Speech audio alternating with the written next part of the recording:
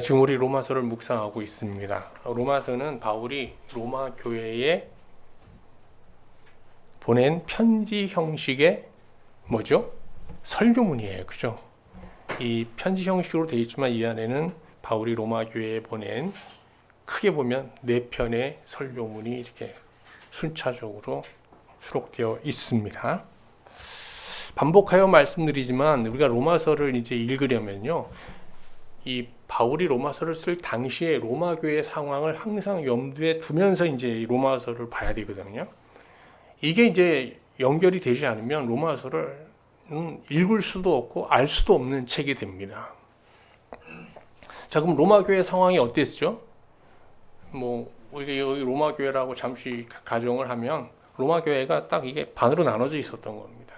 한쪽은 어떻게 해요?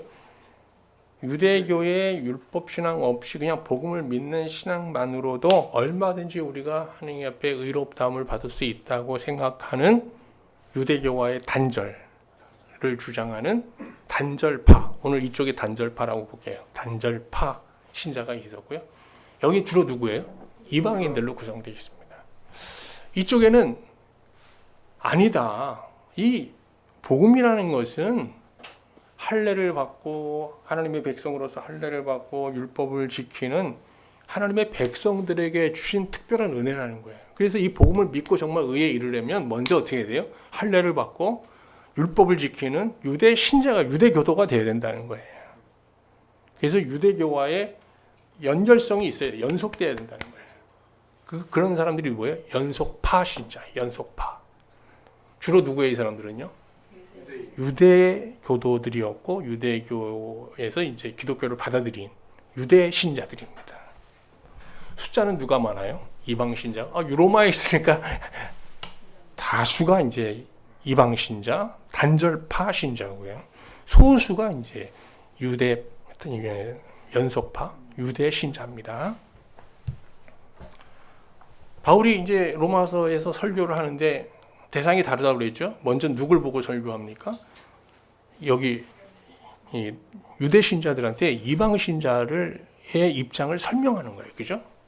우리가 누굴 화해시키려면 먼저 그들의 입장을 이해시켜야 되잖아요. 그래서 이 사람들이 왜 이렇게 단절의 신앙을 주장하는지 잘 설명하는 내용이 이제 첫 번째 설교인 겁니다. 이 설교가 끝나고 나면 또 이제 자기의 간증을 통해서 여러 가지 설득하면서 또 어떻게 해요? 이번에는 반대로 나가서는 이방 신자들에게 이 사람들이 없었으면 너희들이 지금 존재할 수 없다. 이 사람들을 존중해야 된다라고 하면서 또 유대 신자의 입장을 이방 신자에게 설명하는 그런 설교도 이제 나오게 되죠. 어쨌든 당시에 이 유대파 신자들은요, 이방 신자들을 보면서 너희들이 정말 복음을 믿고 의에 이르고 하나님의 백성이 되려면 먼저 할례부터 받아. 그리고 율법에 준하는 삶을 살아야 돼. 그 기초 아래서 복음을 받아들여야 되는 거야. 라고 하면서 할례를 강요하고 있었던 겁니다. 그러면서 어떻게 해요? 이제 유대 신자나 이방 신자나 다 그 믿음의 모델은, 믿음으로 의롭게 된 이신칭의 모델은 아브라함이거든요. 근데 이 유대 신자들이 그러는 거예요. 야, 아브라함 봐라. 너희들 아브라함처럼 복음을 믿어서 의롭게 되고자 한다 그러는데 아브라함이 할례 받았냐 안 받았냐? 할례 받지 않았느냐? 그러니까 할례부터 받아. 이제 이렇게 이제 강요하는 거였거든요. 이에 대해서 바울은 로마서 4장에서 우리 지난 시간에 봤죠. 이 유대 신자들이 묻습니다. 아니, 아브라함이 복음을 믿어서 의롭게 된 때가 할례를 받았을 때냐? 그러니까 할례시냐? 무할례시냐? 할례를 받지 않은 상태냐? 할례 받지 않은 상태에서 의롭게 된 거예요. 또 불순종 행위가 대단한 행위를 갖고 우리가 행위를 순종하면서 하나님의 복음을 믿은 게 아니고 불순종의 자리에서 이거 복음 받았거든요. 그런 얘기를 쭉 하면서 뭐라 그럽니까? 아브라함은 할례 받은 너희들만의 조상이 아니라 사실은 복음을 믿는 모든 사람들의 조상이야 라고 얘기합니다. 아브라함이 너희들의 독점물이 아니라는 거예요. 자, 한번 볼까요? 로마서 4장 16절 후반절 한번 볼게요. 율법에 속한 자에게뿐 아니라 아브라함의 믿음에 속한 자에게도 그러하니 아브라함은 우리 모든 사람의 조상이라. 그러면서 바울은 아브라함이 의롭게 된 시점이 무할렛이라는 거예요. 할례를 받지 않은 때라는 거예요. 그러므로 이방인들에게 할례를 강요해서는 안 된다는 겁니다. 한번 볼까요? 4장 10절, 로마서 4장 10절. 그런즉 그것이 어떻게 여겨졌느냐? 할례시냐 무할렛이냐? 할례시가 아니요 무할렛이니라. 그러면서 이제 바울은 로마서 5장 6장에서는요. 율법 없이 복음을 믿는 믿음의 신앙만으로 이방인들이, 하나님의 진노 아래 있는 이방인들이 하나님 앞에 의롭다함을 받고 하나님과 화평케 되는, 하나님과의 평화를 이루는 그런 영적인 여정, 신앙의 여정을 이제 쫙 심도 있게 설명해 나가거든요. 그게 이제 5장 6장의 내용입니다. 로마서에서 이제 우리 같은 이방인들에게 너무 귀한, 정말 이게 로마서 5장 6장이 로마서의 보화 같은 그런 부분입니다. 오늘은 이 5장의 초반부 내용인데 5장 1절부터 11절 내용을 보겠습니다. 이 내용의 주제는요. 신과의 화평, 신과의 평화입니다. 라틴어로 말하면 팍스 데오룸입니다. 팍스 데오룸. 왜 이런 주제를 갖고 이제 설교를 시작하는가 하면요. 우리가 로마서 서론 시간에 이제 말씀드렸다시피 헬라인들, 로마인들은 그 어떤 평화보다 신과의 평화를 우선시합니다. 사람과의 관계가 틀어지는 것도 우리의 인생에 큰 해가 되지만 신과의 평화가 만약에 깨지면 개인사뿐 아니라 로마 제국의 영광도 한순간에 다 무너질 수 있다고 생각했어요. 그래서 그들은 신의 마음을 얻고 신과의 평화를 유지하기 위해서 뭘 했습니까? 신전을 지었잖아요. 그래서 헬라 문명이라는 게 뭐예요? 다 신전이잖아요. 신전. 그리고 어떻게 해요? 특별한 방법으로 힘에 겹게 신을 위해서 제사를 드리는 겁니다. 아주 비싼 제물들을 막 신에게 헌납하고 바치죠. 그리고 어떻게 해요? 매사 모든 일에 신에게 도움을 구하면서 기도하는 겁니다. 이런 종교성이 유대교도인 바울이 보기에도요, 정말 특별했거든요. 그래서 바울도 이런 종교성을 인정했어요. 너희들이 종교성이 정말 대단하다는 걸 인정합니다. 그런데 바울은 말합니다. 그들의 종교성은 거짓이라는 거예요. 왜 그렇습니까? 로마서 1장에서 우리 잘 봤죠? 하나님은 정경이 없는 이방인들에게도 자기를 계시하시거든요. 자연 질서를 통해서나 재앙이라는 것도 재해라는 것도 사실 신이 자기를 계시하는 거죠. 그리고 우리 인생사에서 여러 가지 우여곡절 일을 통해서 계속 하나님께서 자기를 나타내세요. 그래서 신에 대한 물음을 갖고 있고 신에 대해서 진지한 태도를 갖고 있는 사람들은 자기 인생사 속에서 또 이 하나님이 만드신 이 창조 세계 속에서 또 이 땅의 학문이나 여러 가지 역사 속에서 신의 존재를 인정하게 되고 또 그 신이 어떤 존재인지를 어느 정도 가늠할 수 있게 되는 거거든요. 이걸 뭐라고 그럽니까? 우리가 일반 계시라고 그러잖아요. 이 계시를 통해서 드러난 신이 참 신이에요. 그런데 그들이 그 신을 어떻게 했어요? 헬라인들이 거부합니다. 그리고 어떻게 신을 만들어내잖아요. 왜? 자기네들이 욕구를 충족시키는 신으로 만들고 그 신의 뜻을 두 가지로 제안하죠. 뭐예요? 성전을 지어라 신이, 그리고 나한테 잘해라, 제사 드려라, 뭐 이런 겁니다. 굉장히 이기적인 신을 만들어냅니다. 그리고 그 신과 거래하는 형태로 종교 생활을 하지 않습니까? 이거는 완전히 신을 모독하는 행위라는 거예요, 사실. 그들이 신을 섬기고 뭐 극진히 신을 우선시하면서 사는 것 같지만 이건 신을 모독하는 거고, 그들은 신과의 평안을 원하지만 사실 그들은 신의 진노 아래에 있다라고 얘기하는 게 이제 로마서 1장의 내용입니다. 그러면서 오늘 본문에서 바울은 헬라인들에게 말합니다. 너희들이 정말 신과의 평화를 원하냐? 그 길을 내가 얘기해 주겠다는 겁니까? 얘기해 주겠다는 겁니다. 그게 뭡니까? 1절 보겠습니다. 5장 1절. 그러므로 우리가 믿음으로 의롭다 하심을 받았으니 우리 주 예수 그리스도로 말미암아 하나님과 화평을 누리자. 여기 지금 화평을 누리자. 이게 신과의 화평을 얘기하는 겁니다. 아시겠죠? 팍스가 뭡니까? 평화고 데오름이 신이잖아요. 신과의 평화. 신과의 평화 어떻게 되느냐? 먼저 그 신 앞에 의로워져야 된다는 거예요. 그리고 어떻게 해요? 그 의를 힘입어 신 앞에 나가서 그와 평화를 도모해야 된다는 겁니다. 여기서 우리가 나오잖아요. 그러므로 우리라는 지시대명사는 로마서에서요. 여기 뭐 유대 신자가 있고 이방 신자가 있잖아요. 이걸 다 총칭할 때 우리라는 대명사를 씁니다. 그러니까 이방인이든 유대인이든 모든 사람이 다 죄 아래에 있거든요. 저를 한번 보시죠. 인간 위에 누가 있어요? 위에 영적인 세계로 보면 죄가 있어요. 죄의 세력. 이게 어마어마한 세력이 있어요. 그 위에 하나님이 계시잖아요. 우리의 인간의 의지나 뭐 선 의지로 이 죄의 세력을 뚫고 하나님과 하나가 되는 그게 의인데, 이 의에 이룰 수 있는 사람은 아무도 없어요. 그러면 어떻게 합니까? 하나님이 이 죄의 세력을 뚫고 어떻게 해요? 우리 안에 하나님께서 오셔야 되는 거예요. 그래서 어떻게 해요? 죄의 세력을 뚫고 우리 안에 어떻게 해요?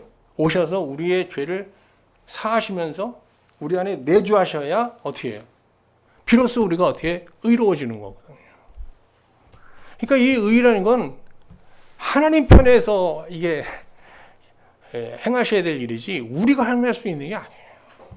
우리가 행할 수 있는 건 그 하나님의 의를 구하는 것밖에 없어요, 하나님께. 그래서 근데 하나님은 우리가 복음을 믿을 때, 복음을 믿고 복음에 기초하여 하나님을 찾을 때 바울의 얘기는 이 죄의 세력을 뚫고 우리 안에 들어오신다는 거예요. 그리고 우리 죄를 사하시면서 우리 안에 내주하시게 되는데, 이때 뭐가 되는 거예요? 우리가 하나님 앞에 어떻게 의로운 자가 되는 거예요. 그러면 복음 안에는 뭐가 있는 거예요? 죄의 세력, 어마어마한 죄의 세력을 뚫을 수 있는 뭐가 있습니까? 힘, 능력이 있잖아요. 이걸 뭐라고 하냐? 디나미스라고 해요. 디나미스. 한번 볼까요? 고린도전서 1장 18절. 십자가의 도가 멸망하는 자들에게는 미련한 것이요 구원을 받는 우리에게는 하나님의 능력이라고 그랬어요. 여기서 능력, 이 디나미스라는 건 뭡니까? 이게 뭐 불가능을 가능케 하는 물리적인 힘을 말하는 게 아니에요. 바울이 말할 때 이 디나미스는 주로 어떤 거냐? 죄의 세력을 파하는 영적인 능력, 권세, 이걸 디나미스라고 하는 겁니다. 여러분도 복음을 믿고 믿음으로 이제 하나님을 섬기는 가운데 크고 작은 디나미스를 경험하셨죠? 또 지금도 경험하고 계시고,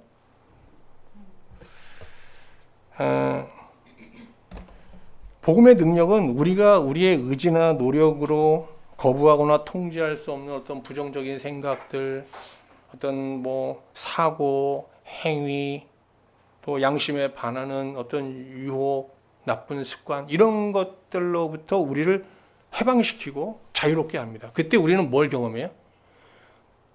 삶의 변화를 경험해요. 그래서 되게 간증하죠. 제가 예수 믿고 이렇게 변했습니다. 저도 이제 안양에서 청년 목회할 때 한 친구와 그런 고백을 하는 얘기를 들었어요. 예수 믿고 정말 이게 게임에 중독돼 있었는데 어느 날 망치되고 그 게임기와 뭐 CD를 다 깨면서 그 게임 중독에서 해방된 얘기를 하는데 그 디나미스죠. 그런데 안타까운 것은 이 시대 많은 신자들이 이런 하나님의 복음 안에 있는 이 능력을 통해서 자기 힘으로 변화될 수 없었던, 자기 힘으로 바꿀 수 없었던 자신의 존재나 삶의 변화를 구원으로 착각한다는 겁니다. 그게 구원이 아니에요. 그건 구원의 과정에서 일어나는 하나의 현상에 불과한 겁니다. 하나님께서 우리에게 복음을 통해서 우리를 구원하시려는 궁극적인 목적은 뭐냐? 신과의 화평인 거예요. 그래서 뭐랍니다. 5장 2절 말씀 보세요. 또한 그로 말미암아 우리가 믿음으로 서 있는 이 은혜에 들어감을 얻었으며 하나님의 영광을 바라고 즐거워하느니라 그랬어요. 신과의 화평, 이게 무엇보다도 중요한 거거든요. 그럼 여기서 화평이라는 건 뭔가 하면 에이레네라고 합니다. 히브리어로는 샬롬. 많이 들으셨죠? 샬롬. 히브리인들 뭐 이렇게 인사할 때 뭐 샬롬 하면서 이렇게 뺨을 서로 이렇게 서로 맞추잖아요. 헬라어로는 에이레네라고 하는데, 이것은 로마 제국이 말하는, 뭐 그들도 로마 제국이 팍스 로마를 선언했잖아요. 전쟁이 없는 상황적인 평화. 근데 이런 걸 얘기하는 게 아닙니다. 또 불교에서는 어떤 평화를 얘기해요? 어떤 마음의 수양을 통해서 불안과 두려움이 해소된 평온한 어떤 심령 상태, 즉 정적인 차원의 평화, 이런 걸 이제 얘기하잖아요. 근데 기독교에서 그런 말은, 복음이 말하는 평화는 뭐냐? 이것은 하나님과, 사랑의 하나님과 교제하면서 느끼는 뭐 생물과 같이 그런 살아있는 어떤 인격적인 기쁨을 말하는 거예요. 인격적인 어떤 교제에서 나오는 그런 평화를 말하는 겁니다.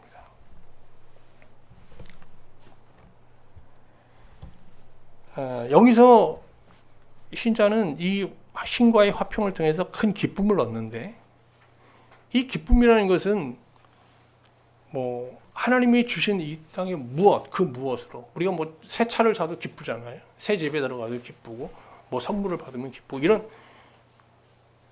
이런 감각적인 기쁨이 아니라 그냥 하나님, 사랑의 하나님 자체와 교제하면서 누리는, 이게 어떤 인격적인 차원에서 경험하는 기쁨이거든요.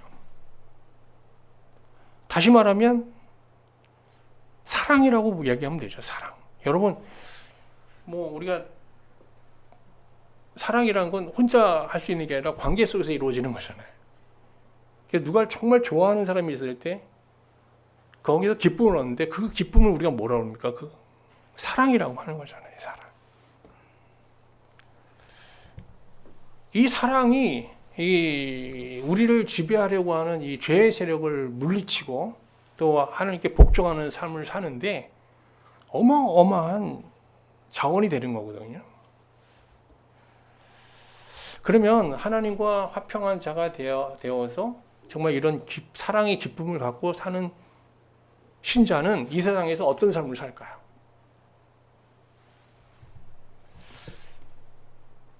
많은 경우 우리는 하나님과 화평하게 된 자, 하나님과 함께하는 사람은 환란이 없는 형통한 인생을 살 거라는 생각을 하잖아요. 여러분, 그래 안 그래요? 그래서 하나님의 그 사랑 안에 사는 사람이 큰 어려움을 당하면요, 정말 내가 하나님의 사랑 안에 있는가 하면서 하나님의 사랑을 의심하는 경우도 있어요. 그래서 어떻게 해요? 그리고 어떻게 그런 어려운 상황을 숨기기도 해요. 왜? 자기에 대한 하나님의 사랑이 다른 사람들로부터 의심받을까 봐. 근데 바울은 이런 생각과 이런 주장에 동의하지 않습니다. 사실은 바울은 그 누구보다 하나님과 화평한 자라는 거 우리가 부정할 수 없잖아요. 그가 이렇게 말합니다.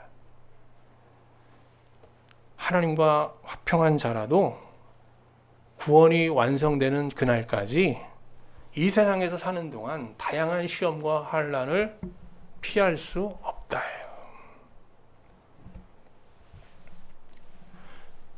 그래서 우리는 이 환난을 그냥 믿음으로 대응하며 살 수밖에 없거든요. 근데 우리가 이 다양한 환란을 믿음으로 대응하는 가운데 이 믿음은요, 변신을 해요. 먼저 이 믿음이 인내로 바뀌고요. 그 인내가 다시 연단으로 바뀌고 그 연단이 다시 소망으로 바뀝니다. 그래서 오늘 설교 제목을 믿음의 새 얼굴이라고 잡아봤어요. 자, 믿음과 환란이 만나면 믿음이 어떻게 바뀐다고요? 제일 먼저 꼭 기억하세요. 이것만 기억하세요. 뭐로 바뀌어요? 인내. 그 다음에 뭐로요? 연단, 소망. 자, 3개 연속으로 해보겠습니다. 자, 처음부터 어떻게 바뀌어요? 인내, 연단, 소망. 인내, 연단, 소망. 꼭 기억하셔야 돼요. 다음 주에 시험 보겠습니다. 인내.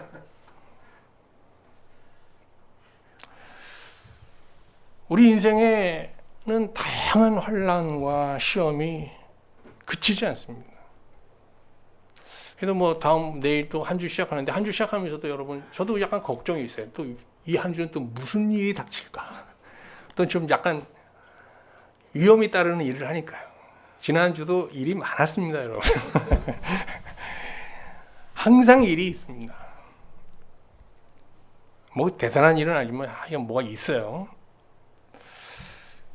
복음을 믿고 하나님과 화평한 자에게도 이런 일들이 일어날 수밖에 없습니다.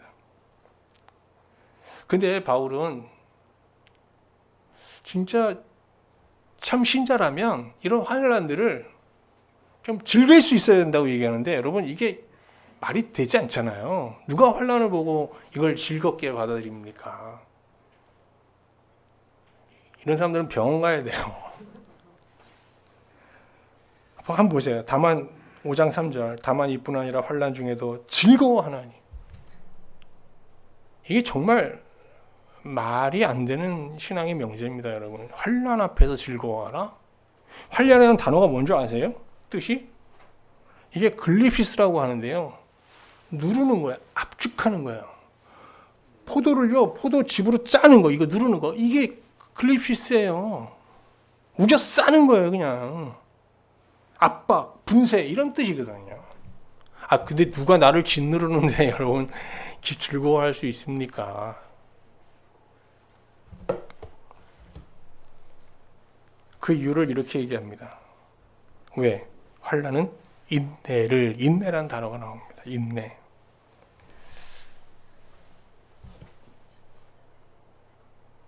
모든 인생은 환난을 두려워하며 환난 없는 무탈한 인생을 소망하는데, 바울은 환난이 올 때 신자는 이것을 인내로 대응하면서 즐거워할 수 있어야 된다라고 얘기하는 거예요. 도대체 인내가 뭘까요? 자꾸 이게 원어를 얘기하는데, 인내라는 단어 소개할게요. 이게 이제 바울이 사도가 되기 전에 헬라 철학을 다수해서 헬라 철학을 공부했잖아요. 이게 다 헬라 철학에서 나오는 단어들이에요. 아주 깊은 의미를 담고 있거든요. 자, 여기서 이 환난이라는 단어는 설명했고, 인내라는 단어는요, 헬라어로 휘포모네라고 되어 있어요. 휘포모네. 근데 휘포라는 게 뭔가 하면 아래라는 뜻이에요. 아래.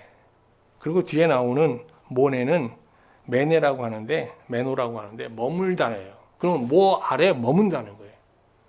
인내가 뭐냐? 무엇 아래에 머무는 겁니다. 그게 무슨 얘기인가 하면, 여러분도 직장생활 어렵지만 그 어려운 직장생활에서의 그런 환난과 고난을 어떻게 이겨냅니까? 사랑하는 가족들을 생각하면서 그 사랑 아래에서 사랑을 기억하면서 그 사랑으로 인내하는 거잖아요. 극복하는 거잖아요. 그걸 인내라고 하는 거예요, 여기서. 그러면 신자는 환난이 왔을 때 어떻게 즐거워합니까? 하나님의 사랑 안에 머물면서 이 환난을 대응할 수 있어야 된다는 거예요. 그럴 때 이 환난은 작아 보인다는 거예요. 만만해 보인다는 거예요. 그래서 바울이 뭐라고 해요? 하나님의 그리스도 사랑 안에서 어떻게 해요? 모든 환난을 어떻게 해요? 어마어마한 환난들을 열거하면서 넉넉히 이긴대요. 그 무슨 얘기예요? 그냥 봤을 때 환난이 어마어마하게 큰데, 인내, 하나님의 사랑 아래에서 이렇게 보면 하나님의 눈으로 보는 거잖아요, 사실. 그리고 보니까 이거 별거 아닌 거예요. 만만해 보인다는 거예요. 여러분, 이게 환란을 크게 보면 믿음이 적은 거고요. 환란을 좀 작게 보면 믿음이 큰 겁니다, 여러분. 저도 지금 졸업하면 별거 아닌 일에 막 화내고 불안해하고 그랬던, 설교 준비하면서 그랬던 때가 많이 떠오르더라고요. 참 믿음이 없었구나. 강단에서 보면 믿음하고 성도들에게 믿음을 독려하는 위치에 있었으면서도 나는 정말 믿음이 없는 게 아니라 믿음이 적은 목사였구나 하는 생각을 해보게 됩니다. 이제라도 믿음을 좀 갖고 살아야죠.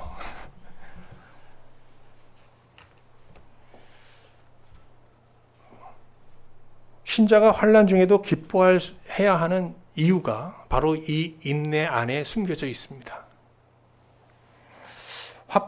하나님과 화평한 신자라도 환난을 만나면 환난 가운데서 신음하고 탄식할 수밖에 없죠.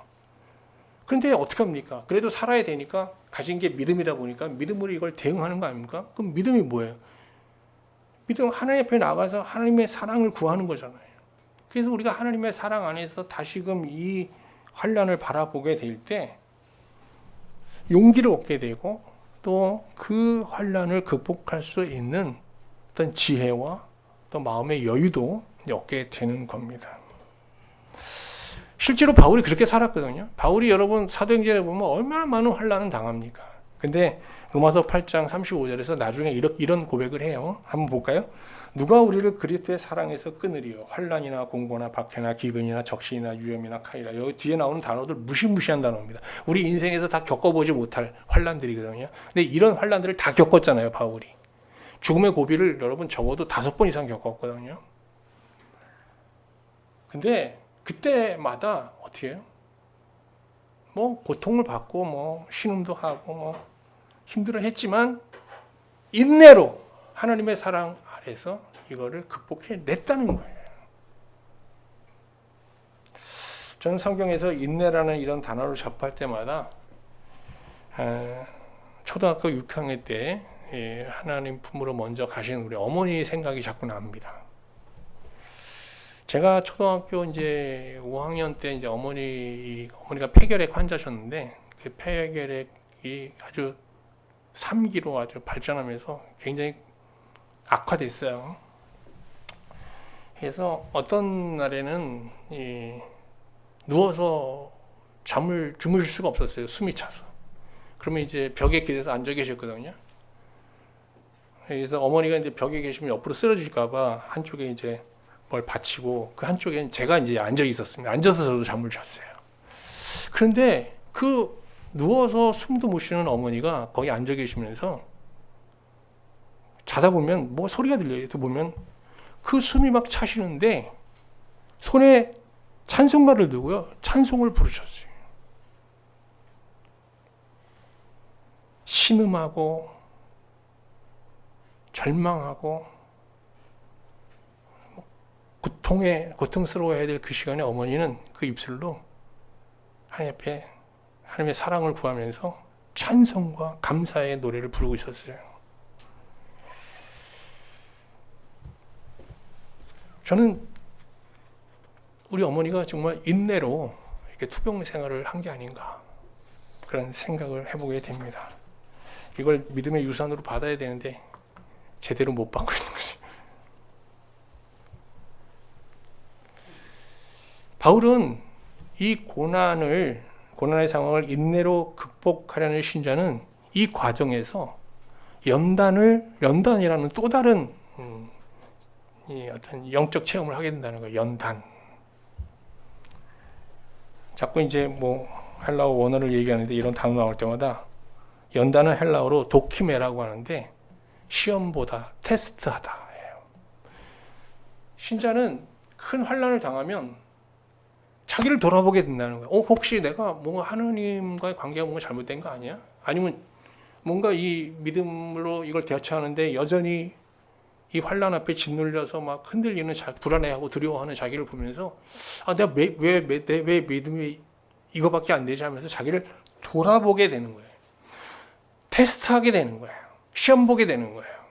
이때 예수 그리스도를 믿을 때 이미 십자가에 못 박아야 될 자신의 어떤 부정한 본성, 교만, 탐욕, 세상을 사랑하는 정욕, 하나님보다 하나님을 주신 무엇을 더 바라는 세속적인 마음, 이런 것들을 발견하게 된다는 거예요.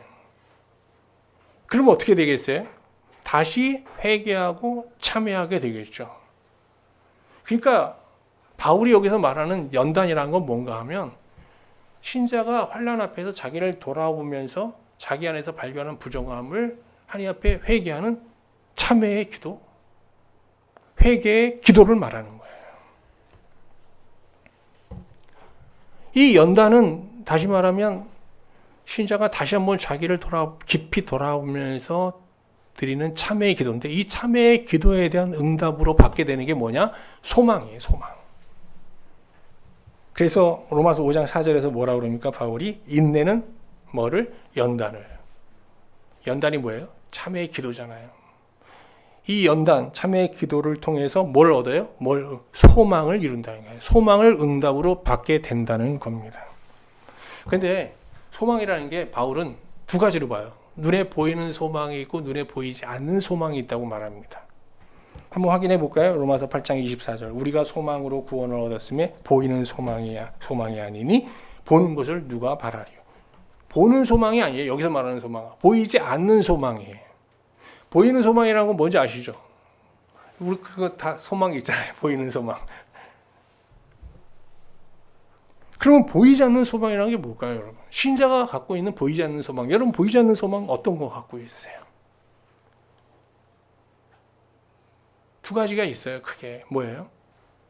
늘 우리는 우리 자신에 대해서 왜 이렇게밖에 되지 못하고 아직도 하나님의 형상을 회복하지 못하고 왜 이 모양으로 사나 하는, 보다 나은 존재가 되고자 하는 소망이 있잖아요. 또 하나는 뭡니까? 지금 우리가 하나님과 교제를 하고 하나님과 사랑 안에서 산다고 그랬지만 이게 좀 막연한 면이 있잖아요.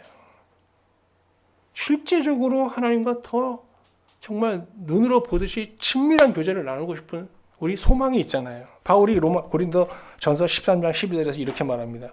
우리가 지금은 거울로 보는 것까지 힘이 하나. 이때 거울이라는 건 지금같이 이렇게 잘 보이는 거울이 아니라 어떻게 동판 거울이잖아요.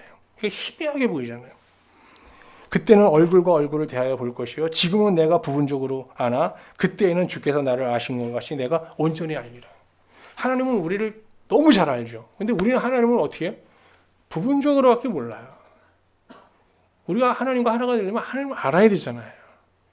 그래서 신자의 마음에 이게 두 가지 소망, 눈에 보이지 않는 소망이 있어요. 하나는 뭐예요? 더 온전한 존재가 되고자 하는 것. 또 다른 하나는 뭡니까? 우리가 바라고 소망하는 그 하나님과 어떻게 더 그 하나님을 제대로 알고 하나님과 눈과 눈이 서로 마주 보듯이 정말 서로 하나가 돼서 온전한 사랑 안에 거하고 싶은 소망이 있는 거죠. 이걸 어떻게 해요? 하나님께서 가능케 하신다는 거예요. 정리하면 이렇습니다.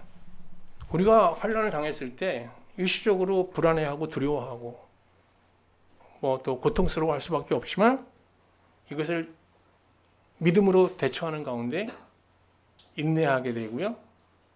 또 인내하면서 뭐예요? 연단, 자기를 돌아보면서 하나님 앞에 회개하며 참회의 기도를 드리게 되잖아요. 그 응답으로 어떻게 해요? 우리가 소망을 얻게 됩니다. 그 소망이 뭡니까? 더 나은 존재가, 어제보다 더 나은 존재가 되어서 보다 더 온전한 믿음으로 보다 더 하나님과 가까워지는 이런 놀라운 응답을 받게 된다는 겁니다. 그러므로 우리 신자가 환난을 당했을 때 어떻게 해야 된다? 바울이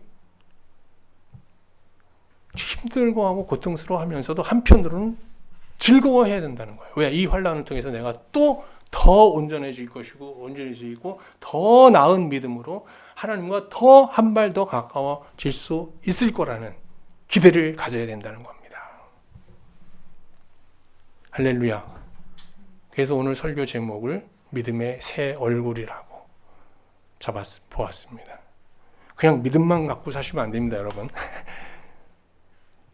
인내의 믿음, 연단의 믿음, 소망의 믿음을 가지고 이 환난의 때를 여러분 승리하며 살 수 있기를 주님의 이름으로 축원합니다. 요즘 여러분은 인생에서 어떤 환난을 겪고 계신가요? 저도 대단한 환난은 아니지만 환난이 없는 삶을 살고 있다고 얘기할 수 없고, 여러분도 아마 그러실 거예요. 지금 또 경제적으로 참 어려운 때를 살고 있잖아요. 자영업 하시는 분들은 정말 환난이 많은 때를 살고 있을 텐데요. 환난을 근데 이기는 믿음이라는 게 대단한 게 아닙니다. 오늘 바울이 얘기하는 게 뭐예요? 그냥 뭐부터 생각하면 되는 거예요? 우리가 그냥 환난으로 보지 않고 하나님의 사랑을 기억하고 그 사랑 안에서 한번 바라보자는 거예요. 여기서부터 우리가 이제 진정한 믿음의 역사가 시작되는 거예요. 그러면 여러분 환난이 왔어요. 그럼 하나님의 사랑을 기억하고 우리가 하나님의 사랑 안에 있어야 되는데 하나님의 사랑을 어떻게 떠올릴 수 있을까요? 환난 앞에서 환난이 사실 우리의 생각과 마음을 다 집어삼켜버리잖아요. 여기서 우리가 어떻게 하나님의 사랑을 떠올리고 기억하고 그 사랑 안에 머물 수 있을까요? 그 실제적인 방법을 바울은 이렇게 말합니다. 하나님의 사랑을 떠올리는 가장 확실한 방법은 뭔가 하면 십자가 사건을 기억하는 겁니다. 한번 볼까요? 로마서 5장 8절. 우리가 죄인 되었을 때에 그리스도께서 우리를 위하여 죽으심으로, 나를 위해서 예수님이 죽으신 그 사건을 생각하는 거예요. 그 사건을 생각하면 어떻게 해요? 하나님의 사랑이 우리 안에 밀려온다는 거예요. 자 보세요. 죽으시면 하나님께서 우리에 대한 자기 사랑을 확증하셨느니라. 여기 확증했다는 말, 이 동사. 오늘 왜 이렇게 헬라어 공부 시간도 아닌데 이게 쉰이 스템이라고 하는데요. 여기서 앞에 나온 이 쉰이라는 건 함께라는 뜻이에요. 함께. 그 다음에 뒤에 나오는 스테미는 노타예요. 노타. 두다. 그럼 보세요. 여기서 확증하다라는 것은 물증을 놓고 이렇게 딱 증거하는 거예요. 야, 하나님의 사랑? 이게 하나님의 사랑이야 라고 딱 하는 이 뭔가 증거가 있는 거예요. 근데 하나님의 사랑을 이렇게 우리한테 보여주는 증표가 되는 게 뭐예요? 십자가 사건이에요. 예수님이 나를 위해 죽으신 그 사건. 우리가 그래서 그 사건을 앞에 딱 두고 있으면 어떻게 되냐? 뭐가 와요? 하나님의 사랑이 우리 안에, 세상에 대한 염려, 환난에 대해서 하나님 앞에서 두려워 떠는 우리 마음에 하나님의 사랑이 밀려 들어오기 시작한다는 겁니다. 그럼 이 사랑을 어디까지 하나님께서 주시느냐? 여기 참 놀라운 구절이 나옵니다. 5절 보세요. 소망이 우리를 부끄럽게 하지 않으면 우리에게 주신 성령으로 말미암아 하나님의 사랑이 우리 마음에 부음받음이니. 막 하나님의 사랑이 어떻게 돼요? 부어질 정도로. 이때까지 멈추지 않는다는 거예요. 이런 은혜를 구약 선지자들은 뭐라 하냐? 기름 부음의 은혜라고 했고 바울은 뭐라고 그러냐? 성령 충만이라고 하셨습니다. 여러분 성령 충만한 게 막 불 꺼놓고 금요일날 막 기도하고 막 울부짖으면서 이상한 영적 체험을 하고 이런 게 성령 체험이 아니라 우리 마음에 하나님의 사랑이 막 밀려 들어오는 거. 이게 성령 충만한 거예요. 자꾸 불 끄고 은혜를 받으려고 그러시면 안 됩니다. 불을 킨 상태에서 여러분 멀쩡한 정신 상태에서 성령 충만을 구해야 돼요. 아멘 하신 분들 보면은 그런 경험이 많으신 분들이 자꾸 불 끄고 막 거기다가 또 한국교회 참 금요철야 때 보면 불까지 쳤잖아요. 이게 힌두교에서 하는 영성이거든요. 그 사람들 북치면서 막 흥분시키는 거. 그런 한국교회가 그런 행동을 했죠. 이제 그런 거 하지 말아야 돼요. 그건 정말 바울이 얘기하는 거짓 종교거든요. 자, 어쨌든 이런 성령 충만을 통해서, 이런 기름 부음의 은혜를 통해서 연단이라는 이 기도의 응답으로 받은 이 소망의 은혜를 통해서 우리 안에 경험되는 게 뭐냐? 기쁨이에요. 기쁨. 5장 11절. 그뿐 아니라 이제 우리로 화목하게 하신 우리 주 예수 그리스도로 말미암아, 하나님과의 화목하게 하신 그리스도로 말미암아 하나님 안에서 또한 즐거워하느니라.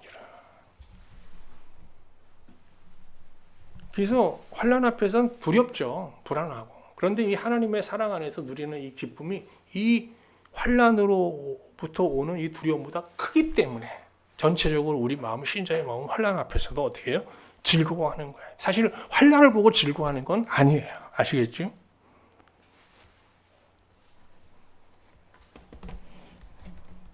우리가 만약에 가족 가운데 누가 암이 걸렸다. 그럴 때 막 할렐루야 그러면 안 됩니다, 여러분.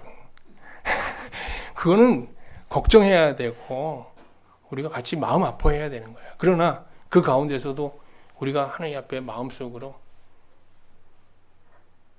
기뻐하고 또 하나님을 그 자리에서 찬양하며 감사 기도를 드릴 수 있는 것은 이런 암이라는 환난을 통해서 우리가 하나님을 더 찾게 되고 또 하나님의 그 사랑을 기억하면서 어쨌든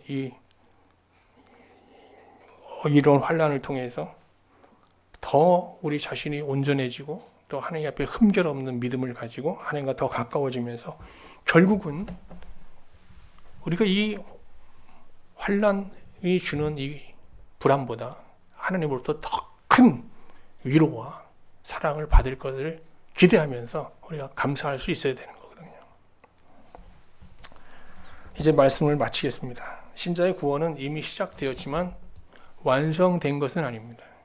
우리 신자의 구원이 완성되는 그날까지 우리는 이 세상에서 살아야 되고 이 세상에서 사는 동안에는 죄의 세력과 또 이 세상의 여러 가지 어떤 위협들로부터 우리가 자유로울 수 없어요. 그런데 믿음으로 사는 신자, 믿음으로 예수 그리스도를 믿는 믿음으로 하나님 앞에 의로움을 받아서 하나님 앞에 나아가서 화평을 구하는 신과의 평화를 도모하는 신자는 말이죠. 이런 환난을 당할 때 이것을 그리스도의 남은 고난에 참여하는 기회로 삼으면서 다른 일반인들보다는 의연하게 대처하면서 하나님의 사랑을 구하게 되는 거고요. 이런 환난들을 하나님의 눈으로 하나님의 마음으로 바라보면서 이것을 영적으로 해석해내고 그리고 그것을 믿음으로 하나하나 극복해내면서 오히려 그 가운데 그 환난을 통해서 하나님과 더 가까워지는 어떤 기회로 삼게 되는 겁니다. 이 시간 하나님께 잠시 하나님께 두 손을 모으고 우리가 기도하는 시간을 가졌으면 좋겠습니다. 먼저 우리 어떤 상황에서도 우리를 지배하고 있는 하나님의 사랑을 바라보면서 잊지 않게 해달라고, 그 하나님의 사랑을 잊지 않게 해달라고 기도합시다. 그리고 우리의 마음과 생각을 지배하고 있는 이 다양한 환난들을 하나님의 사랑이라는 안경을 쓰고 바라볼 수 있기를 기도합시다. 환난을 환난으로만 바라보는 것을 하나님은 우리에게 소경이라고 말합니다. 이 눈이 열려야 되거든요. 하나님의 사랑으로 우리 앞에 우리를 위협하는 이 환난들을 바라볼 수 있는 영의 눈이 열릴 수 있기를 기도합시다. 그리함으로 이 환난 앞에서 우리의 믿음이 인내가 연단으로, 연단이 소망으로 승화될 수 있기를 기도합시다.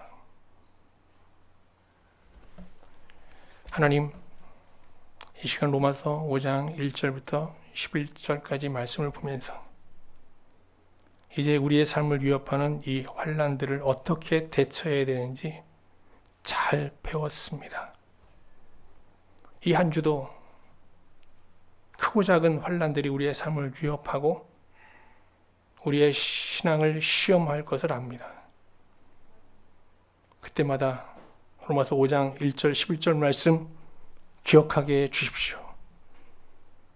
예수님이 나를 위해 나의 죄를 사하고 나를 하나님 앞에 나아가기 위해서 행하신 그 어마어마한 희생을 기억할 수 있게 도와주십시오. 그리고 그 십자가 사건을 기억하는 가운데 우리 마음에, 황량한 우리 마음에, 환난 앞에 두려워 떨고 불안해하는 우리 마음에 하나님의 사랑이 부어지는 은혜가 있게 하여 주옵소서. 그래서 오는 한 주만큼은 환난을 환난으로 바라보지 않고 환난을 하나님의 사랑의 눈으로 바라보면서 우리가 지배할 수 있고 통제할 수 있는 작은 걸림돌로 바라보면서 승리하는 삶 살 수 있게 하여 주옵소서. 무엇보다 이 세상이 주는 어떤 감각적인 기쁨이 아니라 이 한 주 하나님 안에서 하나님과의 잘 모르지만 하나님의 그 사랑 안에서 하나님 우리에게 들려주는 세미한 음성을 들으며 하나님 안에서의 신령한 기쁨 맛볼 수 있게 하여 주옵소서. 감사하며 예수님의 이름으로 기도드립니다.